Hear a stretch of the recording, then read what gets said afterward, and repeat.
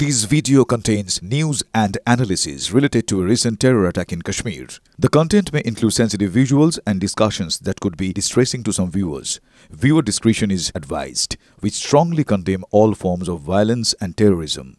The purpose of the content is solely to inform and create awareness based on verified reports. আমরা গর্বিত ভারতীয় সেনার উপর এবং আমরা শুধুমাত্র ভারতীয় সেনার উপর গর্বিত কেন, আমরা আমাদের দেশের নিরাপত্তা এবং প্রতিরক্ষা সংক্রান্ত যে সমস্ত সামরিক শক্তি রয়েছে সেই সামরিক শক্তির উপরেও গর্বিত, কারণ তারা প্রত্যেকটা মুহূর্তে দেখিয়ে দিচ্ছে কিভাবে তারা আমাদের নিরাপত্তা দিচ্ছে, কিভাবে দেশি আকাশে দেশের আকাশ রক্ষা হচ্ছে।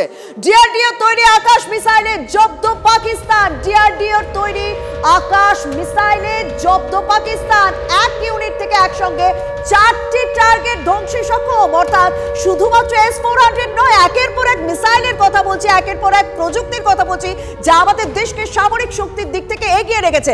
আমার সহকর্মী কমলের সঙ্গে রয়েছে। কমলেশ, এবার দেশীয় প্রযুক্তিতে তৈরি আকাশ তার দেশের আকাশ কিভাবে রক্ষা করছে, দেশের মানুষকে কিভাবে রক্ষা করছে কমলেশ?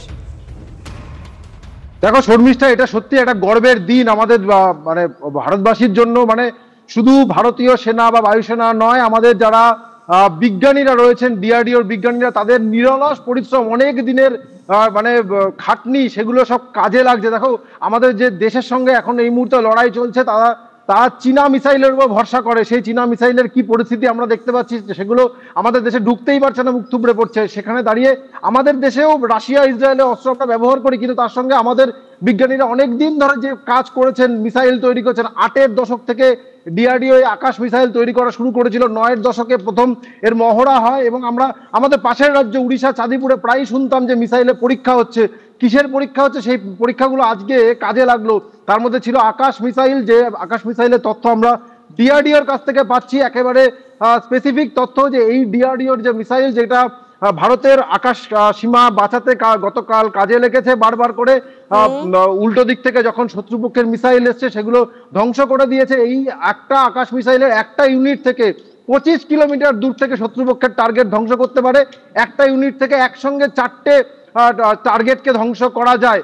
এবং এই যে আকাশ মিসাইল, এটা যদি দেখো তো ডিআরডিও যেটা বানিয়েছে, যেটা বলছিলাম যে 8-এর দশক 9-এর দশক, মানে প্রায় 50 বছরের খাটনি, সেগুলো কিন্তু এক্ষেত্রে কাজে লেগে গেছে। এবং কারণ এই জিনিসগুলো দীর্ঘ পরিশ্রমের ফল এবং আমাদের বিজ্ঞানীরা বানিয়েছে মেক ইন ইন্ডিয়া, এবং সেই বোঝাই যাচ্ছে সে মেক ইন ইন্ডিয়া কাজে দিচ্ছে। একসঙ্গে 4টি টার্গেট ধ্বংসে সক্ষম, 25 কিলোমিটার দূর থেকে উড়িয়ে দিতে পারে শত্রুর মিসাইল, গুড়িয়ে দিতে পারে কম উচ্চতায় উড়ে আসার জন্য।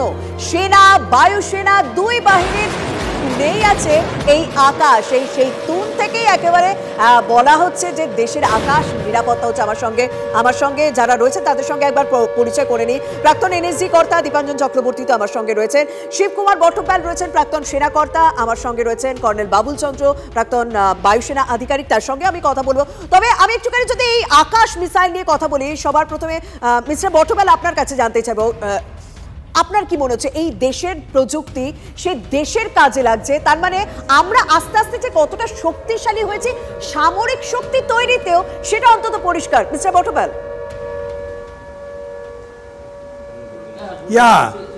দেখুন, এটা হচ্ছে আমাদের বর্তমান সরকারের, বিশেষ করে আমাদের মাননীয় প্রধানমন্ত্রী মোদির স্বপ্ন মেক ইন ইন্ডিয়া। আমাদের সবথেকে বেশি জোর আমরা বাইরে থেকে যদিও অনেক কিছু প্রকিওর করছি, কিন্তু দেশীয় প্রযুক্তির উপরে আমাদের নির্ভরশীলতা বেশি বাড়াবার জন্য আমরা আপ্রাণ চেষ্টা করে যাচ্ছি। আমাদের সরকার এই ব্যাপারে খুবই সতর্ক এবং এইটার জন্যই আজকে আমরা যে রেজাল্টটা পাচ্ছি, এইটার জন্যই। কারণ আমি 62 থেকে যতটুকু দেখেছি, আমার যা অভিজ্ঞতা, আমার 65-এর যেটা পাকিস্তানের সাথে আমাদের যুদ্ধ হয়েছিল, যখন জেএন চৌধুরী আমাদের সিএনসি ছিলেন, হ্যাঁ, তিনি সেটা করেছিলেন। তা ব্যাপারটা হচ্ছে আমার 62 দেখা, 65 দেখা। তা 62-তে আমি কি দেখলাম, 62-তে আমরা আনপ্রিপেয়ার্ড ছিলাম, সুতা নয়, আমাদের অনেক কিছুই ছিল না বলা যায়। হ্যাঁ, এবং এই প্রযুক্তি আর তখন হচ্ছে আমাদের জাস্ট 303 আমল বলা যেতে পারে। একদম মিস্টার বটওয়াল, আপনার কাছে আমি আসবো, তবে আপনার কথা থেকে আমি একটা বিষয় বলতে পারি যে এখান থেকেই তো আমাদের সঙ্গে পাকিস্তানের পার্থক্য, মানে আমরা ইতিহাস থেকে শিক্ষা নিয়েছি, সেই শিক্ষা নিয়ে আমরা নিজেদেরকে শক্তিশালী করেছি, দেশীয় প্রযুক্তি তৈরি করেছি যা ইতিমধ্যে আমাদের নিরাপত্তার কাজে লাগছে, কিন্তু সেটা পাকিস্তান করে উঠতে পারেনি। তারা চীনা মিসাইল ব্যবহার করেছে যা একেবারে ভেঙে দুর্মুষ করে দিয়েছে ভারত। আমি একটুখানি প্রাক্তন বায়ুসেনা কর্তা কর্নেল বাবুল চন্দ্র আপনার কাছে জানতে চাইবো যে এই মুহূর্তে বায়ুসেনার কাছেও এই দেশীয় প্রযুক্তিতে তৈরি আকাশ মিসাইল রয়েছে যার রেঞ্জ আপনাদেরকে বলে দিলাম। আপনার কি মনে হয় বায়ুসেনার ক্ষেত্রে এটা কতটা হেল্পফুল, এবং যদি দেশীয় প্রযুক্তিতে হয় আর্থিক দিক থেকে অনেকটা সাশ্রয় আমাদের দেশের? কর্নেল বাবুল চন্দ্র। আচ্ছা, ফার্স্টলি আমি আর্মিতে ছিলাম, এয়ারফোর্সে না। আচ্ছা আচ্ছা, সরি। তো এক্স্যাক্টলি আমি ওদের হ্যাঁ তো এক্স্যাক্টলি আমি ওদের কি মানে কত রেঞ্জ ওটার এফেক্টটা আমি বলতে পারবো না, বাট হ্যাঁ যা বললেন এইটুকুনি বলতে পারবো যে ইন্ডিজিনিয়াসলি ম্যানুফ্যাকচার্ড যে একটা ইকুইপমেন্ট ওটা আমাদের রেডিলি অ্যাভেলেবেল, যখন আমরা চাই ওটা প্রোডাকশনটাকে ইনক্রিজ করতে পারি, আর আমাদের কোনো বাইরের উপরে ডিপেন্ড করতে হচ্ছে না, কেউ স্যাংশন দিল তখন আমরা ওটা পাবো না। তো সেই জন্য এই যে multi layered air defence system যে আমাদের কাছে আছে, আমি ওটার বারে বলতে চাই যে এই এফেক্টিভ, মোস্ট এফেক্টিভ আর যে state of the art equipment আমাদের কাছে আছে। তো সেই জন্য আর আমাদের কাছে ওল্ড ইকুইপমেন্টও আছে, এ না যে আমরা ওটাকে ডিসকার্ড করে দিয়েছি। হ্যাঁ, যেরকম শিল্কা মিসাইল সিস্টেম, আর তারপরে জু গানস, এইগুলো দিয়েও কিন্তু আমরা এয়ার ডিফেন্স করছি। তো পুরো সিস্টেমটা আমাদের এত সুন্দর একসঙ্গে করা যে ওটা এত এফেক্টিভ হয়ে গেছে যে একটাও পাক মিসাইল বা ড্রোন ওটাকে ভেঙে আসতে পারছে না। একদম। মিস্টার চক্রবর্তী, দীপাঞ্জন বাবু আপনার কাছে জানতে চাইবো যে ভারতের যে সামরিক শক্তি ভিতরে ভিতরে এতটা শক্তিশালী হয়েছিল তা হয়তো প্রতিবেশী কোনো দেশই এক্সপেক্ট করেনি। এই মুহূর্তে তারা প্রমাণ পাচ্ছে, এবং আমরা শুধুমাত্র বাইরের দেশের উপর নির্ভরশীল নয়, আমরা নিজেরাই যে কতটা শক্তিশালী হয়েছি একটু একটু করে সেটার প্রমাণ এবার পাচ্ছে। সেই কারণেই কি পাকিস্তান ভিক্ষের ঝুলি নিয়ে বন্ধু দেশের কাছে ভিক্ষা করতে যাচ্ছে? তারা আর্থিক সাহায্য চাইছে, জানে তারা পারবে না, তবু ওই যে দমড়াবো তো মোচকাবো না, এরকম একটা চিন্তা ভাবনা তাদের।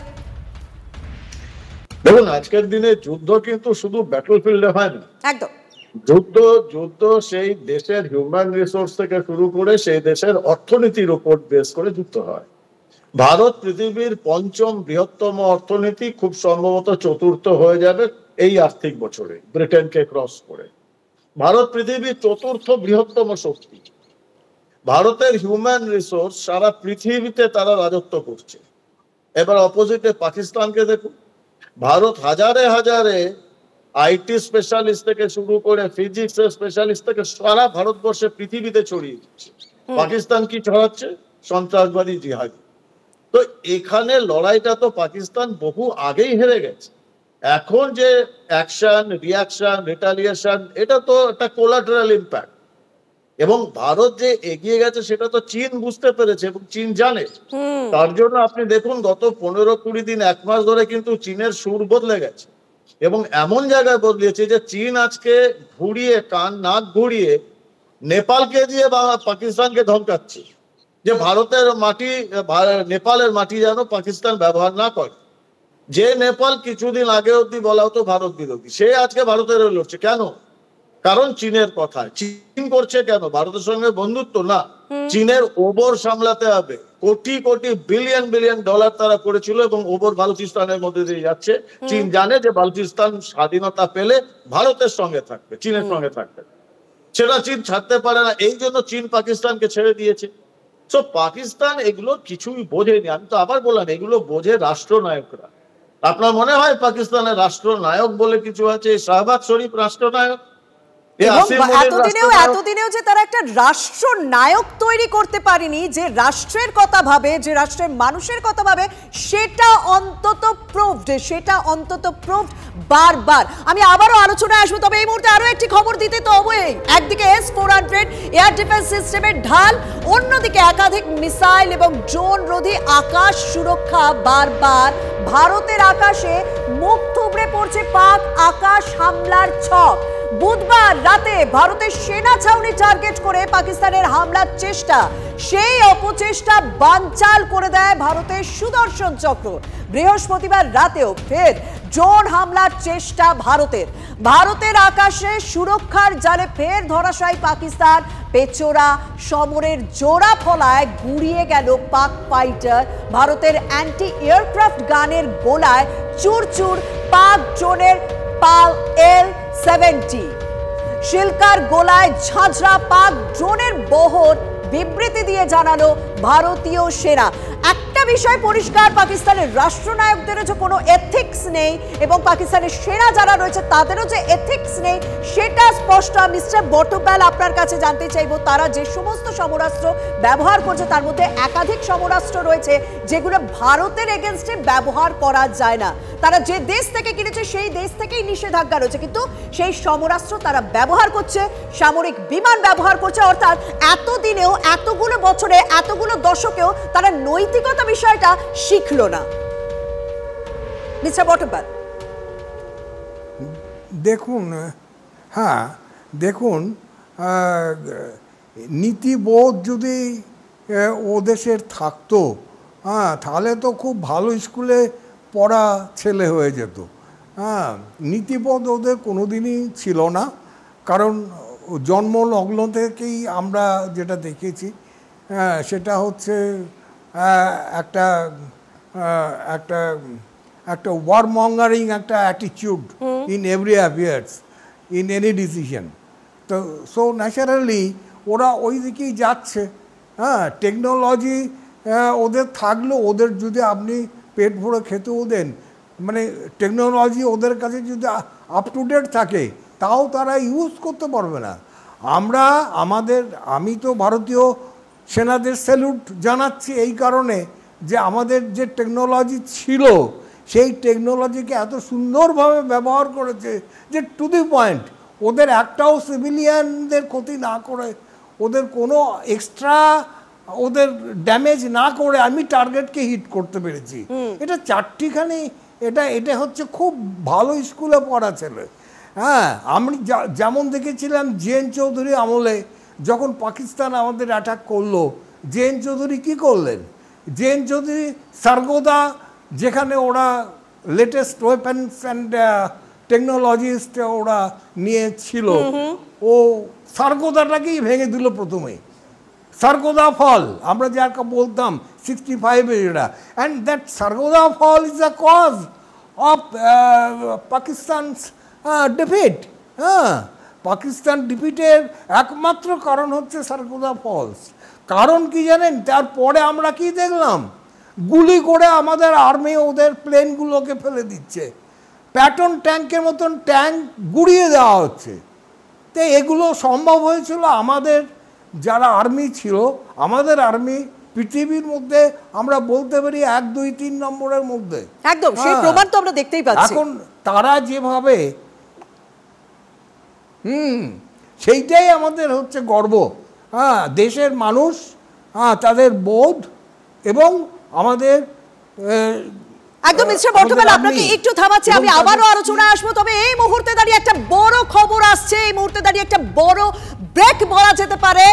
কলকাতা বিমানবন্দরে জারি হাই অ্যালার্ট। কলকাতা বিমানবন্দরে এবার হাই অ্যালার্ট জারি। এয়ারপোর্টের নিরাপত্তার দায়িত্বে থাকা কর্মীদের ছুটি বাতিল করা হলো।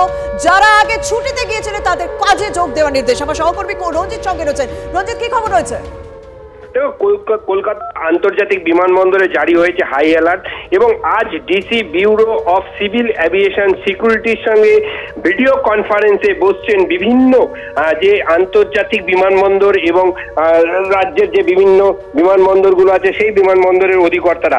সেন্ট্রাল ইন্ডাস্ট্রিয়াল সিকিউরিটি ফোর্সের সমস্ত ছুটি বাতিল করে দেওয়া হয়েছে এবং যারা ছুটিতে গিয়েছিলেন তাদেরকে কল ব্যাক করে পুনরায় ফেরানো হচ্ছে। এবং গতকাল যাত্রী সুরক্ষা নিয়ে ডিআইজি, সিআইএসএ, বিমানবন্দর কর্তৃপক্ষ, ডিরেক্টর, বিভিন্ন এয়ারলাইন্সের আধিকারিকদের সঙ্গে গুরুত্বপূর্ণ বৈঠক করেছেন এবং যুদ্ধ পরিস্থিতিতে সর্বতোভাবে প্রস্তুত রয়েছেন কলকাতা আন্তর্জাতিক বিমানবন্দর। এবং অসামরিক বিমান পরিবহন মন্ত্রণালয়ের পক্ষ থেকে দেশের সমস্ত বিমানবন্দরগুলোতে বাড়তি নজরদারি এবং কোনো রকম গাড়ি বিমানবন্দর চত্বরে ডিপার্চার এবং অ্যারাইভাল লেভেলে দাঁড়াতে দেওয়া হচ্ছে না, এমনটাই বিমানবন্দর সূত্র মারফত খবর। একদম আপাতত তোমাকে ধন্যবাদ। আরো একবার দর্শকদের জানিয়ে রাখি, কলকাতা বিমানবন্দরে জারি হাই অ্যালার্ট, এয়ারপোর্টে নিরাপত্তার দায়িত্বে থাকা কর্মীদের ছুটি বাতিল করা হলো।